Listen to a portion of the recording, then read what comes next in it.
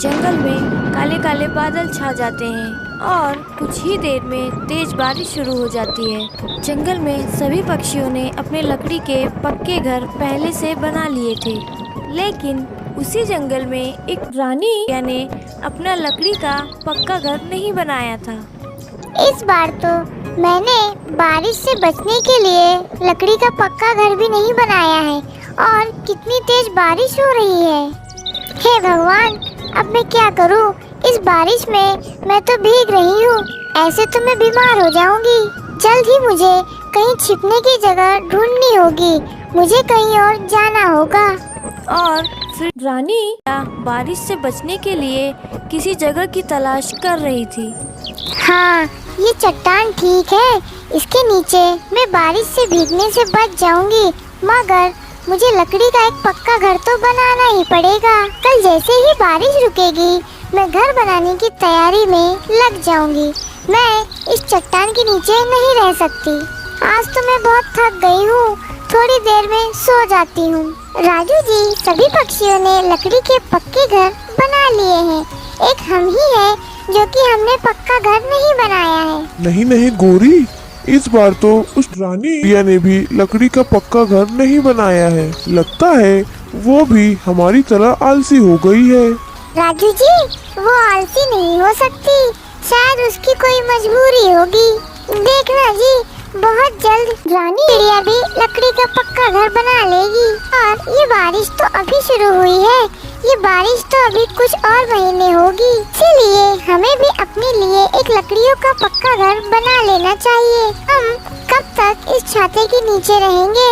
अच्छा है मेरी माँ ने मुझे ये छाता दिया था, नहीं तो आज क्या होता। अरे हाँ, मुझे पता है, ज्यादा याद दिलाने की जरूरत नहीं है। बारिश रुकने दो, फिर मैं शहर से लकड़ियाँ खरीद लाऊंगा, फिर हम भी अपना लकड़ी का पक्का घर बना लेंगे। अरे राजू जी, लकड़ियाँ खरीदने के लिए हमारे पास अनाज कहाँ है? तुम बिल्कुल चिंता मत करो, मैं कुछ अनाज अपने भाई से उधार ले लूंगा। इसी तरह बातें करते हुए वे दोनों भी सो जाते हैं। अगली सुबह हो जाती है और बारिश भी रुक जाती है। हर जगह हरियाली ही हरियाली होती है। दूसरी ओर रानी चिड़िया भी जग जाती है। अच्छा है बारिश रुक गई है, लेकिन बारिश तो कभी भी हो सकती है। मुझे जल्द से जल्द लकड़ियों का पक्का घर बनाना होगा। मेरे पास 2 पोटली अनाज है, मैं इन्हें बाजार में जाकर बेच देती हूँ और इनसे मैं लकड़ियाँ खरीदकर अपना घर बना लूंगी। ये कहकर रानी चिड़िया बाजार लकड़ी लेने के लिए निकल पड़ती है। रास्ते में रानी चिड़िया को जाते देख राजू कौवा ने रानी चिड़िया को आवाज दिया। अरे रुको रुको रानी चिड़िया, कहाँ जा रही हो? थोड़ी देर रुक कर तो जाओ। और फिर रानी चिड़िया राजू कौवा के पास आ जाती है। रानी चिड़िया, ये 2 पोटली लेकर क्या खरीदने जा रही हो? राजू कौवा, मैंने तो लकड़ियों का घर नहीं बनाया है, इसलिए लकड़ियाँ खरीदने जा रही हूँ। रानिया, तुम्हारे पास अनाज की 2 पोटलियाँ हैं, इससे तो बहुत सारी लकड़ियाँ आ जाएंगी। और मेरे चाचा जी भी लकड़हारा हैं, वे मुझे काफी मजबूत लकड़ियाँ दे देते हैं। तुम कहो तो मैं तुम्हें भी अपने चाचा जी के पास ले चलता हूँ, तुम्हें भी मजबूत लकड़ियाँ दिला देता हूँ, तुम्हारा भी घर मजबूत बन जाएगा। राजू जी, तुम्हारे चाचा लकड़हारे हैं, तो तुम ही मुझे लकड़ियाँ लाकर दे दो ना। अच्छा ठीक है, फिर तुम ये दोनों पोटलियाँ यहाँ रख दो, मैं चाचा जी से लकड़ियाँ आपको लाकर दे दूंगा। ठीक है कालू, मैं तुम्हारा इंतजार करूँगी, जल्दी आना। ये कहकर रानी चिड़िया वहाँ से चली जाती है। अरे राजू जी, आप रानी चिड़िया से झूठ क्यों बोला कि आपके चाचा जी लकड़हारे हैं और लकड़ियों का व्यापार करते हैं? असल में तो तुम्हारे चाचा जी तुमसे भी बड़े कामचोर हैं और आलसी भी हैं। अरे मुझे पता है, लेकिन मैंने भी कुछ सोच समझकर ही रानी चिड़िया से झूठ बोला है, इसमें हमारा ही फायदा है गोरी। अच्छा राजू जी, वो कैसे? राजू जी मुझे भी तो बताओ जरा। देखो, मैं बाजार से कम अनाज देकर कच्ची लकड़ियाँ ले आऊंगा और वो लकड़ियाँ ले जाकर मैं रानी को दे दूंगा। और उस रानी चिड़िया को कैसे पता चलेगा कि कौन सी लकड़ियाँ कच्ची हैं या मजबूत? बाकी अनाज में थोड़ा और अनाज मिलाकर हम अपने लिए मजबूत लकड़ियाँ ले आएंगे और मजबूत घर बना लेंगे। वाह राजू जी, क्या बेवकूफ बनाया है रानी को आपने।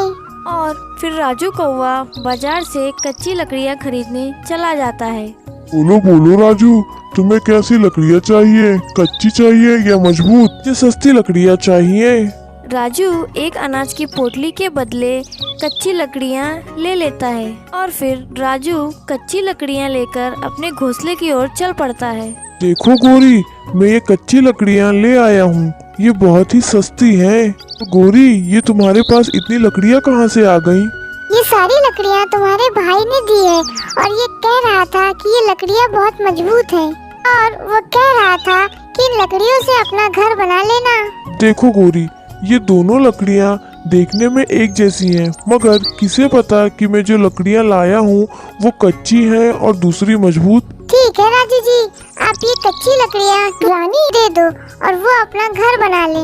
देखो, मैं बहुत थक गया हूँ, मैं थोड़ी देर सो लेता हूँ। इतना कहकर राजू कौवा सो जाता है। गोरी कौवी पानी पीने नदी किनारे जाती है और थोड़ी देर में लौट आती है। चलो रानी, ये कच्ची लकड़ियाँ मैं ही उसे दे आती हूँ, वरना राजू जी तो सोते रहेंगे। अगर इन दोनों में से कच्ची लकड़ियाँ कौन सी हैं रानी को देनी है, ये तो पता भी नहीं चल रहा। चलो मैं यही ले जाती हूँ। और गोरी पक्की लकड़ी उठाकर चल पड़ती है, उन्हें कच्ची समझकर। रानी रिया, ये लो लकड़ियाँ राजू जी ने अपने चाचा जी से लाई है और तुम अपना घर बनाना शुरू कर दो। ये लकड़ियाँ बहुत ही मजबूत हैं। गोरी कौवी, तुम्हारा बहुत बहुत शुक्रिया। मैं अपना घर बनाना शुरू कर देती हूँ, बारिश का कोई भरोसा नहीं। रानी अपना घर बनाने लगती है। एक गोरी सही कह रही थी, ये लकड़ियाँ बहुत ही मजबूत हैं। दूसरी तरफ राजू कौवा और गोरी भी कच्ची लकड़ियों से अपना घर बना रहे थे। अगली सुबह हो जाती है। गोरी कौवी, हमने अपना घर बना लिया है, अब हम इसमें आराम से रहेंगे। रानी भी घर तैयार हो जाता है। हे भगवान, आसमान में कितने काले काले बादल हैं, मगर मुझे चिंता नहीं। थोड़ी देर में तेज बारिश शुरू हो जाती है। वे पक्षी अपने घर में बैठकर बारिश के मौसम का मजा ले रहे थे। गोरी, इतनी तेज बारिश में तो अब तक रानी चिड़िया के कच्ची लकड़ियों का घर टूट चुका होगा। ये दोनों बातें कर रहे होते हैं कि तेज हवा में उनका घर टूट के उड़ जाता है। अरे गोरी, ये क्या हुआ? हमारा घर तो मजबूत लकड़ियों का है। मुझे तो लग रहा है आपके भाई ने झूठ बोला था। नहीं गोरी, मेरा भाई झूठ नहीं बोलता। लगता है तुमने हमारी मजबूत लकड़ियाँ रानी को दे दी और हमने उसकी कच्ची लकड़ियों से अपना घर बना लिया। दोनों लकड़ियाँ एक जैसी थी। राजू जी, हमने रानी चिड़िया के साथ गलत करने का सोचा, इसलिए हमें ये सजा मिली। इससे हमें ये समझ आया कि हमें किसी के साथ गलत नहीं करना चाहिए।